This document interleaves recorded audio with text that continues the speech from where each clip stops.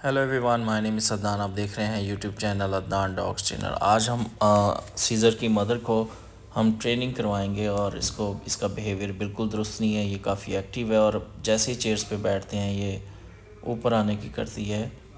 एक कंट्रोल करना सिखाना है इसको। ओनर के साथ बिहेवियर अच्छा नहीं है। मैंने उनको देखा हुआ, उनके सारे जो जैकेट पहनी हुई थी, कपड़े जो हैं वो उनके ख़राब हो चुके थे। तो जब भी डॉग आप रखें, चाहे 2 या 3 जितने भी आप रख सकते हैं, लेकिन उनके साथ ऐसी दोस्ती ना रखें कि वो अपना कंट्रोल जो है और उनके कंट्रोल में ना रहे। आप अपने डॉग को इतना कोई ट्रेन करें या एक्टिव करें कि जैसे इसने मुझे पुश किया है इस तरह वो आपको भी ना करे। आपने उसको मना करना है। Now very good. जब आप उसको मना ही नहीं करेंगे वो आपके ऊपर जंप करेंगे, आप टर्न करेंगे, आपको तब भी पीछे से पुश कर देंगे। तो एक्टिविटी रखनी डॉग के साथ अच्छा है, लेकिन उसको साथ सिखाया भी करें। अगर आप अपने डॉग के पास बैठे रहेंगे तो डॉग के साथ बातें ही नहीं करेंगे तो कोई फ़ायदा नहीं। अभी मैं चेयर पे बैठ जाता हूँ और ये मेरे साथ कोशिश करती ऊपर आने की, लेकिन मैं उसको पहले से ही मना कर दूँगा। ट्रीट जैसे देख रही है और उसको हम दे रहे हैं, उसका बड़ा फोकस है ट्रीट पे, तो यहाँ पे उसने कंट्रोल किया है। जैसे मैं ट्रीट को भी फेंक दिया और फ़ौरन उसकी तरफ चली गई है। तो हमने सिर्फ प्रैक्टिस करनी है, उसको ट्रीट भी देनी है और लेकिन उससे बातें भी करनी है कि आप अपने डॉग से कम बातें कर सकें। अगर आप बातें करेंगे तभी डॉग समझ पाएगा कि आप कहना क्या चाह रहे हैं। आप अपने डॉग के साथ आते हैं जी, मैं घंटा टाइम वे उनके साथ स्पेंड किया है, 2 घंटे किया, तो उसका क्या फ़ायदा अगर आप वहाँ पे बैठ के और आप खुद ही गपशप लगा के और खुद ही चले गए हैं। तो डॉग के साथ तो आपने कोई एक्टिविटी नहीं की ना। उसके साथ आप बॉल लेके प्ले कर सकते हैं, उसको कह सकते हैं। आप उसके साथ जैसे फैच सिखाते हैं डॉग को, वो सिखा सकते हैं। डॉग को जंप करना सिखा सकते हैं। डॉग जैसे ही प्ले करेगा आपके साथ, आप बॉल पकड़ सकते हैं। तो उसको पता चलना चाहिए कि जब बॉल आप पकड़ेंगे उसको बोलेंगे लीव या छोड़ दो, तो वो प्रैक्टिस में उसको वर्ड समझ आएगा। प्रैक्टिस करने से ही डॉग सीखता है। हम डॉग तो रखते हैं, बाद में बहुत मुश्किल हो जाती है, तो प्रैक्टिस कर बहुत ज़रूरी है। और ऐसे डॉग तो रखना बड़ी बात है। और उसमें ट्रेनिंग अगर आप करते हैं खुद या करवाते हैं तो उससे भी बहुत बड़ी बात है। लेकिन अगर आप डॉग को ट्रेनिंग हमेशा 3 मंथ से अगर स्टार्ट कर लें तो क्या बात हो जाती है। उसमें डॉग सीखता भी जल्दी है और एक्टिविटी भी बहुत जल्दी से कर लेता है और समझदार डॉग हो जाता है। जब तक ये डॉग इतना बड़ा हो जाएगा तो वो तब तक वो सीख चुका होगा जितनी भी उसने कमांड सीखनी थी। जब आप डॉग 1 साल का 1.5 साल का करके ट्रेनिंग करवाते हैं, फिर ट्रेनिंग भी स्लो होती है और टाइम भी लगता है।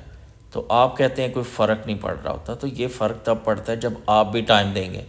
आपको पता ही नहीं है कि डॉग मेरा क्या सीखा होगा। जब भी ट्रेनर आता है तो आप उसके साथ टाइम स्पेंड किया करें कि डॉग को क्या क्या कमांड्स आ गई हैं, क्या ट्रेनर क्या कमांड दे रहा है, तो मैं उसी तरीके से प्रैक्टिस करूं। जब आप प्रैक्टिस करेंगे तभी डॉग सीख पाएगा। डाउन, नो, वेरी गुड, जा। अब मैंने सीज़र को ट्रीट दिया और वो डाउन पे, और वो बार बार सिट हो जाती है क्योंकि उसको डाउन का पता ही नहीं है, वर्ड्स का पता ही नहीं है। तो प्रैक्टिस बहुत ज़रूरी है। अगर इस तरह का डॉग जैसे गेट पे आएगा या फ़ौरन उस पर अटैक करेगा, या आपका कोई फ्रेंड है तो उसके ऊपर जंप करने की कोशिश करेगा। अब सीज़र के पास मेरा ख्याल जो भी कोई डॉग या अननोन बंदा आएगा, मैं इसको स्टे बोलूँगा तो ये रुक जाएगा।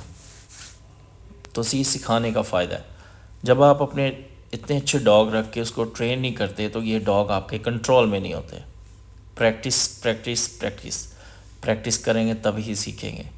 अब मैंने टांग ऊपर इसलिए रखी है क्योंकि मैं उसको आदत हो कि जब इनके ओनर्स ऐसे बैठ भी जाएं तो डॉग को प्रॉब्लम्स नहीं होनी चाहिए। वो शूज़ जब हिलते हैं या ऊपर पाँव रखा होता है तो डॉग अक्सर टांगों के नीचे आते हैं या फिर ऊपर जंप कर देते हैं या वो शूज़ पे बाइट करते हैं।